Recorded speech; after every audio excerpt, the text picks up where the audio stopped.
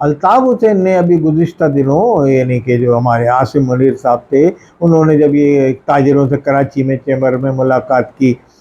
لاہور میں ملاقات کرتے ہوئے آئے، تو اس پہ انہوں نے یہ ایکشن لیا، اس پہ انہوں نے تعریف کی اس ایکشن کی۔ انہوں نے کہا اگر آرمی یہ چاہتی ہے، آرمی چیف کرپٹ عناصر کے خلاف بھرپور کریک ڈاؤن کرتی ہے اور بھرپور طور پہ بلا امتیاز کارروائی کرتی ہے تو اس کی خوش آئند ہوگا،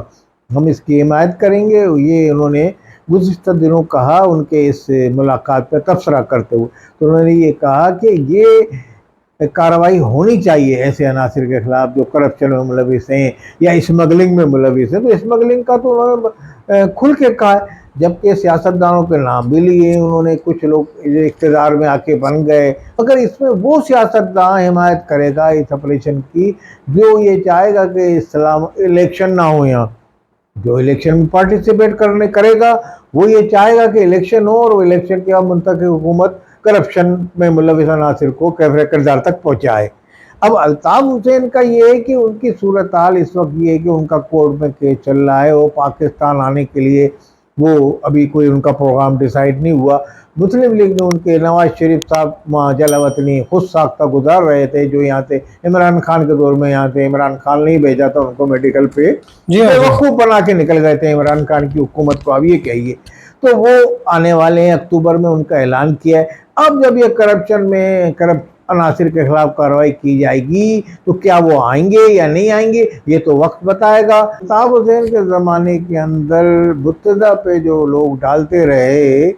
وہ اپنی اس وقت کے حکمراں جان چھڑا دیتے تھے، اور کچھ ایسے عناصر تھے جن کے ہاتھ میں اسلحہ آ گیا تھا، وہ تنظیموں کا سہارا لے کے وارداتیں بھی کر دیتے تھے اور 5 جگہ ملوث نکلتے تھے، تو لوگ حکمراں بدنام کرنے میں ان کو یہی کہتے تھے بھائی یہی لوگ ہیں یہی لوگ ہیں۔ تو اب عوام جو ہے اس وقت پاکستان میں مہنگائی کا یہ جو ڈکیتیاں ہو رہی ہیں، اس میں ایک عنصر مہنگائی کا بھی ہے، جو مہنگائی اتنی تیزی سے شرح اس کی بلند ہو رہی ہے، تو لازمی تنگ آمد و جنگ آمد میں اس کو جائز قرار نہیں دوں گا کہ آدمی صبر و قناعت سے بھی کام لیتا ہے، مگر جو لوگ یعنی کہ علم سے، مذہبی تعلیم سے یا دینی تعلیم سے اور